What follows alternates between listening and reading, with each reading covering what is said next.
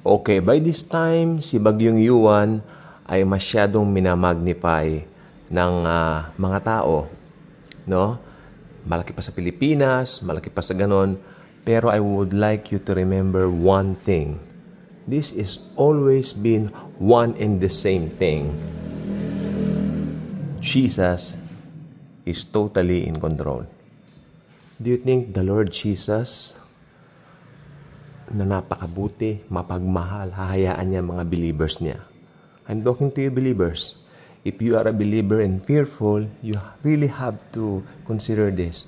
Anyway, the Lord Jesus is not condemning you. Nauunawaan ka niya. Okay? Don't feel guilty about being fearful regarding that because it's a human nature. Okay? Pero, tandaan po ninyo, meron akong gustong ibigay na mga katotohanan po sa inyo nung si Jesus ay nakatulog sa kasyon noong bangka na sinasakyan nila. Okay? Ang konteksto po kasi nito ay sila ay pumalaot, may pupuntahan sila, no? May tatawarin silang na lugar. And sa kalagitnaan po nito, napagod ang Lord. Tandaan niyo si Jesus Christ nung nagkatawang tao, no? Ay talagang fully human po siya. No, and fully divine at the same time. Ang tawag doon, hypostatic union. Okay? So, hindi nyo na kailangan pumunta ng Bible school to learn that. Sinasabi ko na sa inyo. Hypostatic union. 100% God and at the same time, 100% man. Do not believe the teaching 50% man and 50% God equals 100% God and man. No, that's not true. The truth is 100% God and 100% man at the same time. Hypostatic union. Jesus is a very unique person. He's not like one of us na parang ganito. No. Siya po ay kakaiba. Kaya nga po, He's the only one na maging qualified Savior ng mundo. Pero tandaan niyo po ito, He is also fully human. Or should I say, He was also fully human. Tama yata. Kasi hanggang ngayon naman glorified nga lang siya. Okay? Kasi siya yung pinaka-first na nag-grow sa mga dead para maging panganay natin. Ibig sabihin ng panganay, siya ang naunang nabuhay, and then sa rapture, tayo yung mga namatay kay Christ at tayo mga buhay papapalitan na lang. Okay? So balik tayo dun sa ating pinag-uusapan. Si Jesus, tandaan nyo, nakatulog siya. Out of tiredness, weariness, kung saan-saan sila pumupunta. Tandaan nyo, during that time, ng panahon ng Panginoong Yesus, wala pong mga transportation like we have right now. Para ka ng tricycle, para ka ng jeep, para ka ng bus, no? Kung medyo mayaman-yaman ka na, mayamanin ka, yayamanin ka, may sakyan ka, kotse ka. Not at the time of the Lord Jesus Christ, when He became human. Dahil nung panahon po niya, if you really wish to go somewhere, at ang Panginoon naman, siya ay naging mahirap upang yumaman tayo. Alam naman natin, talagang fully submitted siya sa will of His Father. Kaya nung siya po ay nandito po sa lupa, nagpasakop siya ng gusto. Kaya siya po ay mahirap nung nandito siya sa lupa. Kaya nilalakad po niya ang mga bagay-bagay niyan. Or should I say, mga lugar-lugar na yan. At sa pagod ng Panginoon, nung sila ay papalaot upang pumasa kabilang, pampang or something, no? Hindi ka pampang, pampang. Siya po ay nakatulog sa kasyon, doon sa likuran ng bangka. At ang sabi ng Bible, may dumating na bagyo. Nayugyog ang mga disciples. Nayugyog sila. At alam mo ginawa nila? Si Jesus Christ, ginising nila. May isang salin ng Bible at siya ay kanilang tinapik. At sinabi, Lord, don't you care that we are drowning?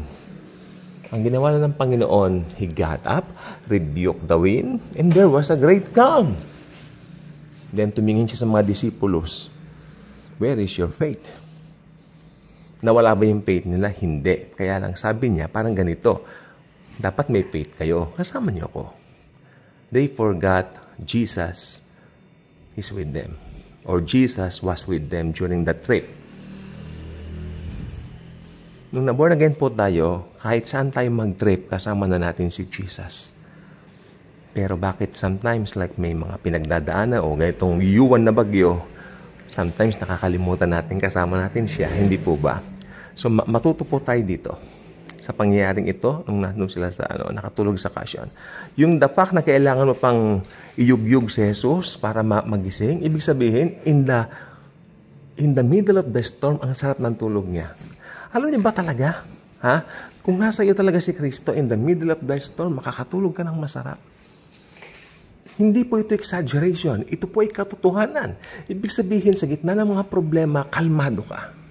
Sa gitna ng mga problema, you know you can do all things because of Christ who strengthens you. Not your own strength, not your own might, not by might, not by power, but by the Spirit of God. Linaw sa Bible yan. Diba? And ang Panginoong Hesukristo, I will never leave you nor forsake you. That's His departing words sa atin bago siya pumanik ng langit. And ang kanyang pangako. And we can cling to His promises. Especially now of this U1 typhoon. Do not magnify of course, makinig kayo kung gusto nyo. Pero do not magnify all of the details, content of the things na narinig nyo kasi it can poison your faith.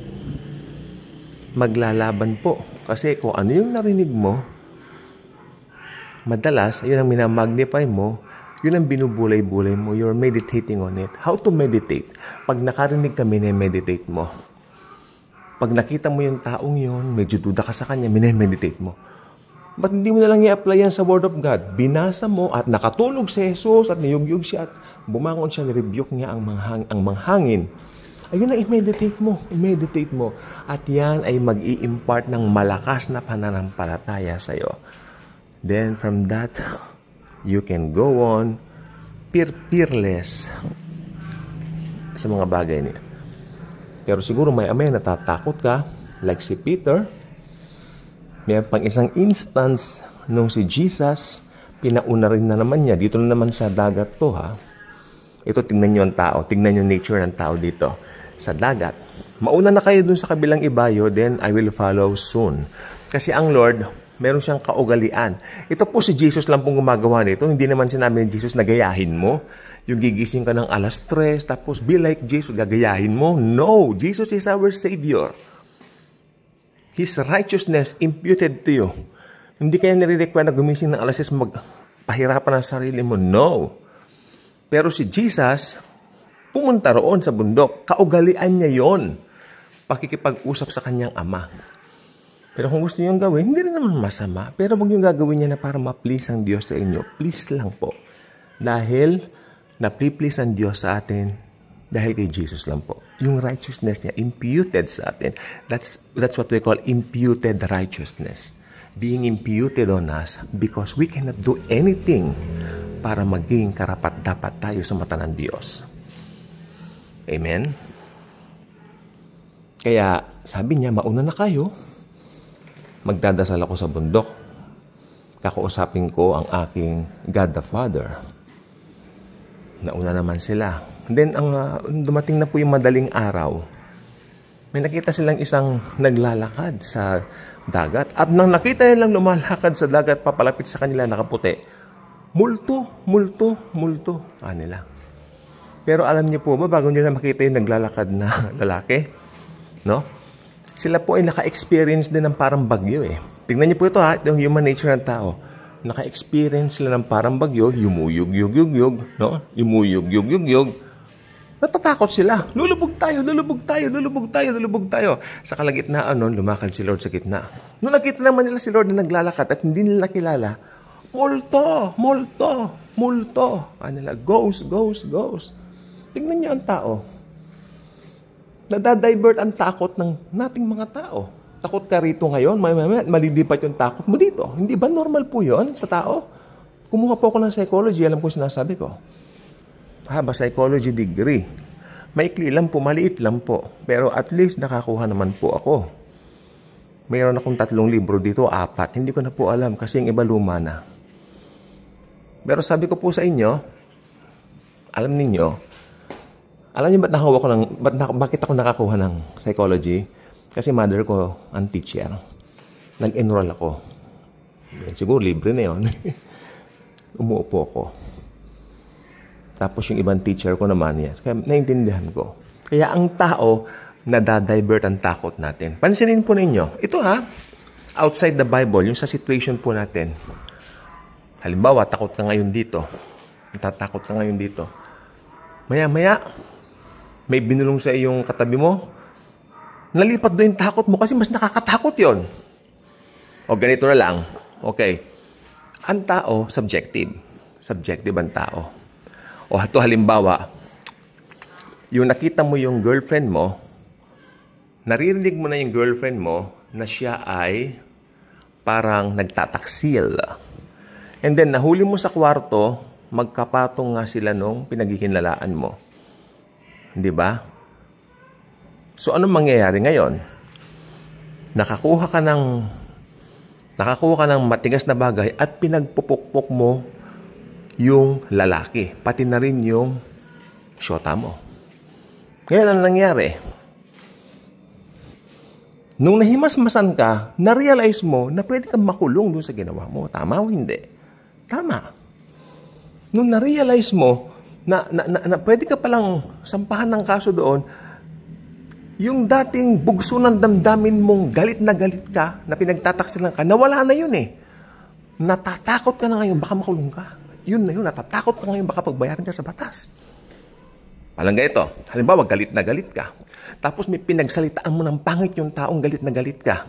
Maya-maya sinabi ng taong yun, pwede ka palang kasuhan sa ginawa niya. Then, matatakot ka ngayon sa taong yun. Di po ba? Matatakot ko ngayon na parang magsosorry ka. Ganun po mangyayari. Para ma-appease siya. Alam ko po yung sinasabi ko kasi may makilala po kung ganyan nangyari. Mga teacher din po sila na sa isang school. Hindi ko na po elaborate dito. Pero galit na galit itong partner itong isang babaeng ito doon sa teacher na lalaki. Ito ganyan. Nung nalaman niya pwede siyang kasuhan dahil alam niya yung bunga talagang matabil. Alam niya nangyari? Natakot siya. Nag-public apology siya. Yan ang sinasabi ko. Subjective po tayong mga tao. Naku, wala na pala akong pera. O nga. Galit ka ngayon. Maya-maya may iniisip ka. Ganun. Halimbawa, naiisip mo si crush. Mga bata. Naiisip mo si crush. Ganyan. Puro yan na laman ang isip mo. Pagkatapos, nalaman mo, babagsak ka na pala sa chemistry o sa mga subjects mo. Malilipat ngayon doon yun. Wala na si crush. Nandun ang attention mo doon sa mga bagay na ginagawa mo. Ganon din po dito kay Bagyong Yuan. Takot na takot ka ngayon kay Bagyong Yuan, pero nalalaman mo, may Diyos na malaki. Si Jesus. Kaya parang Bagyong Yuan, lilipat ang attention mo kay Jesus. Naway, ganon ang mangyari sa atin. Kasi subjective po tayo. And the Lord Jesus knows that we are subjective. And the Lord Jesus knows that we are weak. That's why we need Him as our Savior. Huwag tayong papadarang, huwag tayong papadala. Yes, naririnig mo. Yes, Bagyong Yuan, ganun. Yes, naririnig natin. Nandun na po ako. Hindi ko naman po itinatanggi ito. But, this is the big but. We have a big God. And His name is Jesus. And titiyakin ko sa inyo, walang mangyayari sa ating masama. Dahil si Jesus ay lagi nating kasama. God bless po.